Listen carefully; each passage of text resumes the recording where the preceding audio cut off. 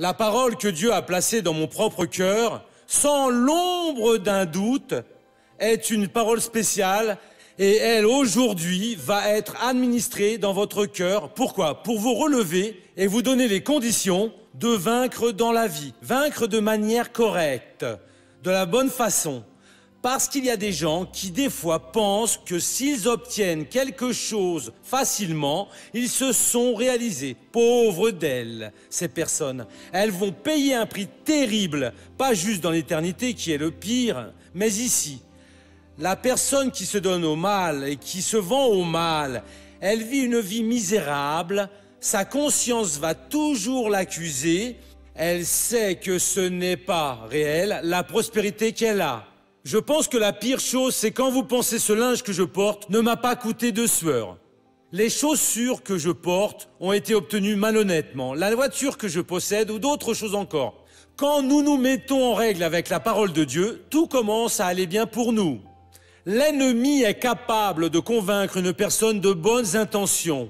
Et après qu'elle est prise, elle pleure, se démène. Mais ce n'est pas ce que je voulais. Réellement, elle ne voulait pas. Mais c'est arrivé. Mais pourquoi c'est arrivé? Parce que simplement, elle s'est laissée emporter par le malin. Aujourd'hui est le jour de vous réveiller, de prendre possession de la bénédiction. Voyez ce que Dieu a dit aux Romains au chapitre 12, le verset 2. Cela ici va beaucoup vous aider. Mon frère, la parole de Dieu, c'est pour qu'on la comprenne, l'assume et qu'on se mette à être une personne victorieuse.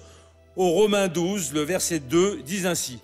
Ne vous conformez pas à ce monde-ci, mais soyez transfigurés par le renouvellement de votre intelligence pour discerner quelle est la volonté de Dieu, ce qui est bon, agréé et parfait. Donc, nous allons comprendre cela. Dieu a dit de ne pas vous conformer à ce monde. Qu'est-ce que cela? Le monde, mon frère, il a un pouvoir vraiment très pernicieux.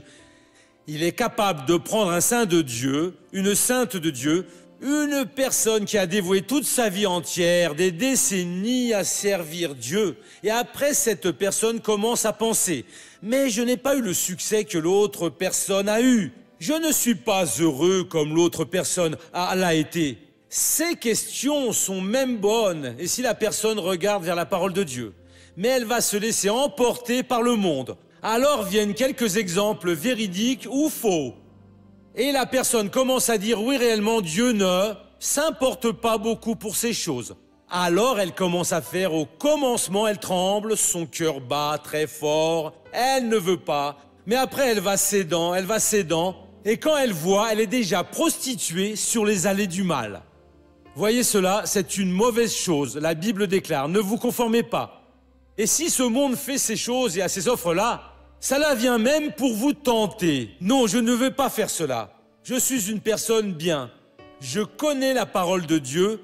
Je vais revenir vers la parole et je vais être cette personne si je n'obtiens rien dans la vie. Pour le moins, j'ai donné à Dieu mon témoignage. J'ai donné au diable aussi, car je n'ai pas étendu ma main vers de mauvaises choses. Car réellement, j'ai fait ce que le Seigneur Dieu voulait. Voyez, dans toutes les générations, il y a eu des personnes folles, des personnes qui ne croyaient pas réellement qu'il existe un Dieu, qu'existe la justice divine. Nous avons, dès le début de la création, nous allons parler de Judas Iscariote, l'individu qui est devenu si contaminé par le monde qu'il a reçu 30 pièces d'argent pour trahir qui? Le Créateur du ciel et de la terre, qui savait tout et tout.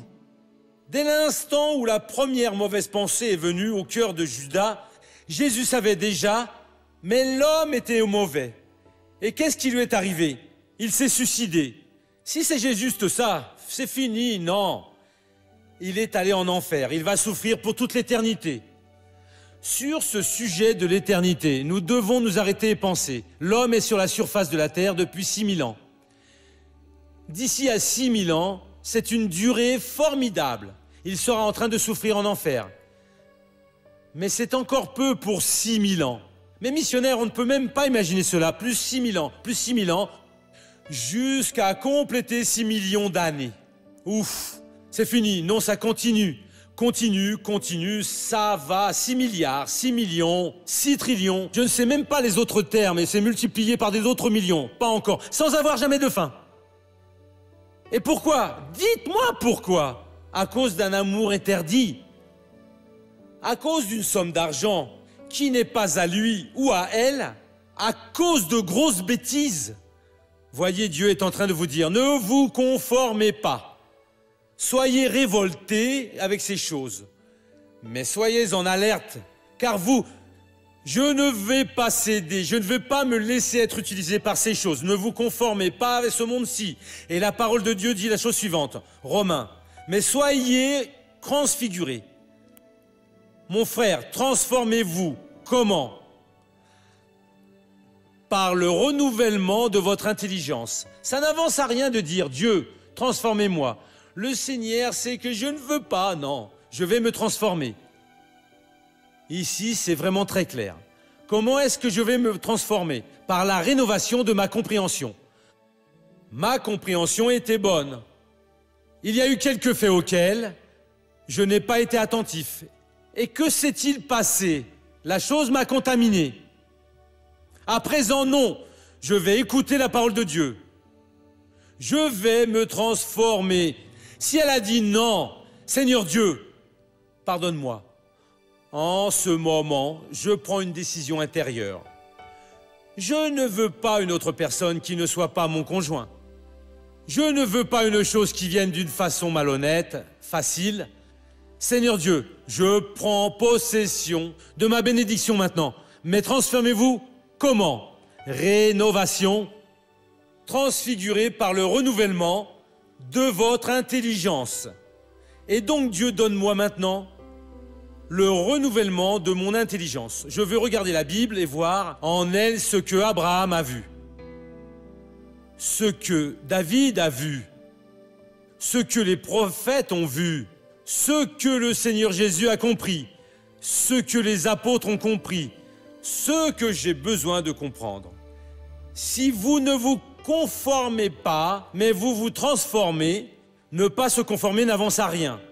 Maintenant, il faut faire quelque chose. Si vous vous transformez par le renouvellement de votre intelligence, que va-t-il se produire? Vous allez expérimenter ce que d'autres ont expérimenté et vous resterez à dire, je ne sais pas pourquoi. Ces autres ont expérimenté quoi donc? Que soit bonne et agréable et parfaite la volonté de Dieu. Quelle est la bonne volonté de Dieu? Il est en train de dire que la volonté de Dieu n'est pas mauvaise. Elle veut votre bonheur conjugal. Vous parlez de cela. Il est bon de prier pour l'épouse et de prier pour votre époux, d'intercéder auprès de Dieu. Elle veut votre prospérité matérielle parce que la bénédiction du Seigneur enrichit et n'ajoute pas de douleur. La bonne volonté de Dieu veut que vous ayez un esprit libéré de toute accusation, tranquille, saint, et un esprit où Dieu va réellement travailler en lui. Donc la volonté de Dieu ne sera jamais mauvaise. Dieu ne sera pas mesquin avec vous, non. Mais pour vous, je ne veux pas que vous prospériez. Pour vous, je veux que vous ne soyez pas heureux dans le mariage. Je sais ce que Dieu veut de moi. Non, Dieu veut que vous connaissiez, expérimentiez, goûtiez, profitiez de la bonne volonté qu'il a. De l'agréable volonté, qu'elle soit bonne, agréable. La volonté de Dieu n'est pas désagréable, non. Voyez, missionnaire, je suis plutôt écœuré ainsi dans l'Évangile. Vous avez été ainsi touché par l'ennemi. Vous avez besoin de faire une consécration. Mon Dieu, qu'est-ce que cela? Il faut que j'expérimente ta bonne et agréable volonté. Mes yeux doivent comprendre les choses comme réellement elles sont. Je dois profiter des délices d'avoir le Seigneur de mes côtés. Il n'y a pas longtemps de ça, j'ai déjà raconté lors du culte, je suis sorti du lieu où je me trouvais et je suis allé jusqu'à l'église où je devais prêcher dans un certain pays. Et alors j'ai adoré Dieu et j'ai loué Dieu. Mais je n'ai pas compris pourquoi alors je parlais autant de langues à ce moment-là. Et j'étais vraiment ainsi. Pour que personne ne me voie, j'étais arrêté au feu rouge. J'ai mis mon doigt dans ma bouche, tac, tac, tac, tac, tac, tac, tac. Et je parlais tout seul en fait, sinon il disait « Mais ce gars est cinglé !» Tout seul dans la voiture, ça veut dire « Je n'étais pas seul, mais tout va bien. » Et arrivé à l'église, je ne savais pas que pour la réunion, comme Dieu m'a utilisé là. Vous devez expérimenter la volonté de Dieu qui est agréable. Chaque chose que Dieu m'a donnée pour que je donne au peuple, et que le peuple en arrivait presque à sauter sur les bancs, et après est venue une femme. Missionnaire, merci beaucoup, monsieur. Vous avez été exactement comme j'en avais besoin pour être touché par Dieu. Et gloire à Dieu pour cela. Et donc nous devons le faire pour expérimenter l'agréable volonté, et quoi de plus? Et parfaite. Mon frère, cela ne va pas tout résoudre. La volonté du Seigneur Dieu, pour moi et pour vous, elle est parfaite. Et elle n'a aucun défaut et elle n'a aucun vice caché. Il n'y a pas dans cette histoire que Dieu a regardé vers moi ou vers vous et a oublié les autres. Il y en a qui pensent que Dieu l'a oublié, mensonge. Il a regardé et a prévu le meilleur. Mais il faut que je découvre ce que le Seigneur Dieu a pour moi pour que j'en profite. Vous devez découvrir ce que le Seigneur Dieu a pour vous pour en jouir. Que soit la bonne, agréable et parfaite volonté de Dieu. À l'heure où vous découvrez et que vous allez profiter de ça, de la bonne volonté, où vous ne manquez de rien, c'est vraiment que de la bonne volonté, une maison remplie, le cœur allègre, heureux, vous êtes en communion avec l'Esprit de Dieu, à l'aise. L'agréable, voyez, il n'y a pas de chose telle que vous voulez réveiller le matin de mauvaise humeur, contrarié, insultant les autres. Non, à tous les moments, vous serez joyeux, heureux, parce que Dieu prend soin. Parce que l'ange du Seigneur campe autour de ceux qui le craignent et les délivre. Parce qu'aucun mal ne t'arrivera, aucun fléau n'atteindra ta tente. Parce qu'il n'y a aucune condamnation contre ceux qui sont en Jésus-Christ, qui sont appelés selon la volonté du Seigneur, qui ne marchent pas selon la chair, mais selon l'Esprit de Dieu. Avec la parfaite volonté, vous n'aurez pas de doute. Non, je sais que Dieu veut cela pour moi. Je sais que je vais y parvenir. Et au nom de Jésus, la victoire est mienne. Et la victoire est pour vous, pour la gloire de Dieu. Amen. Dites merci Seigneur Jésus. Et donc, qu'avons-nous appris aujourd'hui? Ne vous conformez pas à ce monde-ci. N'acceptez pas. Non, Dieu m'a mis ici et je dois vraiment être un bandit, il faut que je sois un voleur, que je sois une prostituée. Non, non, non, s'il vous plaît. Dieu vous a placé ici pour que vous soyez un saint ou une sainte de Dieu.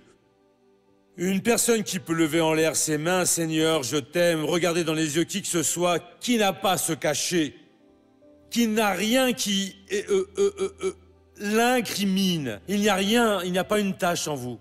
Votre visage est pur, vous pouvez vous lever vers Dieu, car il n'y a aucune séparation. Et donc, vous ne pouvez vous conformer avec ce monde. Dieu ne s'est pas trompé quand il a permis votre conception. Dieu avait besoin de vous.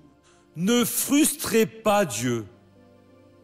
Faites n'importe quelle autre chose dans la vie, mais ne frustrez pas Dieu. Après que vous ne vous conformiez pas, vous devez vous transformer. C'est ce message-là que nous avons donné un de ces jours. Vous entrez dans le tribunal du Seigneur, vous vous placez dans le tribunal, vous ouvrez votre cœur. Mon Dieu, mon Dieu, mon Dieu, mon Dieu. Ouvrez votre cœur à Dieu dans le tribunal et vous obtenez la transformation. Je veux dire au Seigneur que je voudrais y mettre fin. J'ai provoqué tout, cela j'ai été sale et ceci et cela. Ouvrez-vous à Dieu. Mais je voudrais le pardon, je voudrais le changement. Là oui, vous avez expérimenté la bonne, agréable et parfaite volonté de Dieu. Et d'autres paroles, vous allez être une bénédiction. Amen.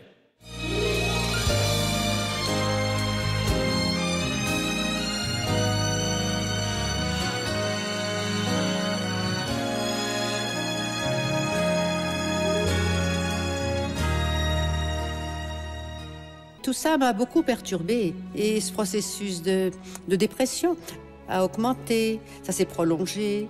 Et je me suis mise à voir tout ce qui se produisait dans ma vie de la forme la plus négative. J'avais ce genre de pensée, des fois, c'était pas normal dans ma vie, mais que c'était devenu naturel, que Dieu ne se préoccupait pas de moi et que j'étais toujours seule. Et j'ai vécu dans ce processus pendant 14 ans. Elle s'enfermait dans la chambre, vous voyez, et elle restait avec ce désespoir, beaucoup de maux de tête. Des fois, elle travaillait des moments de névrosisme et n'importe quelle petite chose que l'on disait dans la maison. Parfois, elle cassait toutes les assiettes. Beaucoup d'amertume, très agressive, toujours impatiente. Oui, même avec la famille, avec ses enfants, elle n'avait aucune patience. Durant cette période, il y a eu des moments où j'ai pensé en finir avec la vie, parce que je n'avais plus aucun plaisir à vivre. Elle toujours cette amertume, triste, une personne sans espérance. Et j'ai pu accompagner tout ce processus dans sa vie. Aparecida fréquentait l'église, mais elle ne croyait pas que Dieu pourrait changer sa vie. D'abord, je suis arrivée à trouver que Dieu sauvait. Et point final. Dieu juste sauve. Dieu ne fait rien de plus, vous voyez. Dieu ne prend pas soin des siens. Et donc, pour elle, tout était perdu. Pour elle, il n'y avait plus d'issue. Pour tout, il n'y avait plus de moyens. Et elle disait que Dieu... Est-ce que Dieu est si mauvais? Je priais beaucoup pour elle.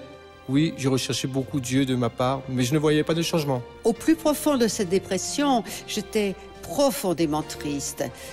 Et alors, je suis restée devant la télévision et ce jour-là, j'ai vu, c'était le missionnaire qui était en train de parler. Je ne savais même pas qui était le missionnaire, je ne savais pas. C'était un homme qui parlait. Je suis assise sur le lit, j'ai essuyé mes larmes et j'ai commencé à regarder. Il était en train de donner la parole du psaume 23. Et à partir de là, pendant 1 an, j'ai vu le programme. J'ai été libérée de ma dépression avant d'arriver à l'église de la Grâce. Et elle a réellement cherché l'église de la Grâce. Alors elle est passée à ce moment-là par une très grande transformation. Elle prenait la Bible et lisait plus la parole de Dieu. Vous voyez? Elle participait des campagnes, au culte. Je restais plus à la maison, oui. Et chaque fois qu'elle revenait de l'église, on pouvait voir un changement. J'ai moi-même eu la curiosité, oui, de connaître l'église qu'elle fréquentait. Parce qu'elle me disait, Zéouda, l'église de la Grâce enseigne la parole d'une forme très belle, vraiment, ouverte. Vous voyez, c'est vraiment intéressant et c'est aussi très beau. Moi, hésitante, oui, mais je suis restée un peu comme la reine de Saba. Vous voyez, je suis allée voir pour croire. C'est ça, ce qu'elle était en train de raconter, hein. Et réellement, c'est une bénédiction, oui. La vie aujourd'hui est joyeuse. Nous sommes une famille plus unie. Aujourd'hui, je suis une personne joyeuse. Ma félicité est véritable, c'est pas fin. Vous comprenez? Je ressens de la joie, j'ai une très belle famille. C'est réellement si j'étais morte et née à nouveau.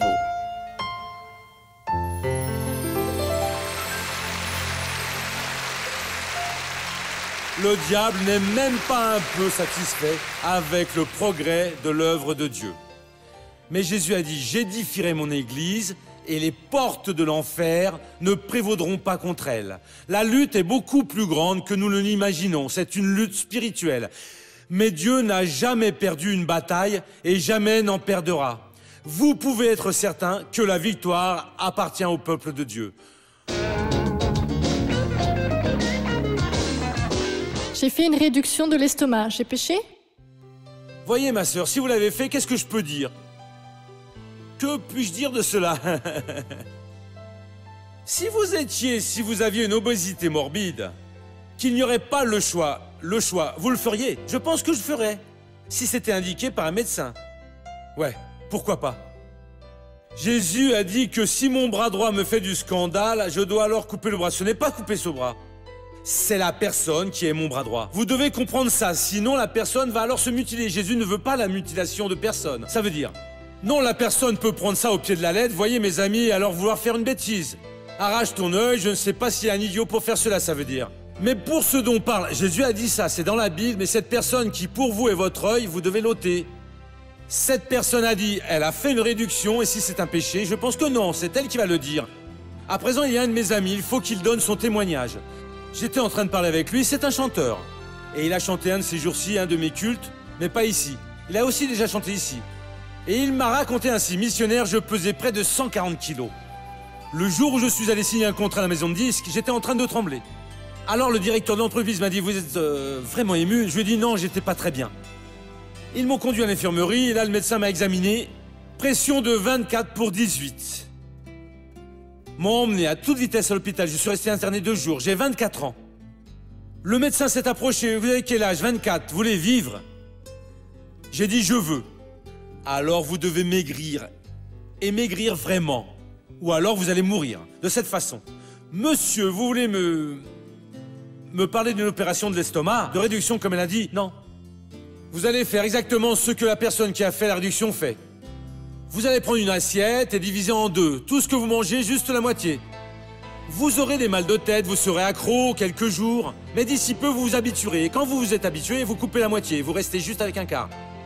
Missionnaire, en 1 an, j'ai perdu 40 kilos, il m'a dit. Et il me manque juste 15 kilos pour que j'arrive à cause de ma stature, au point que j'ai besoin.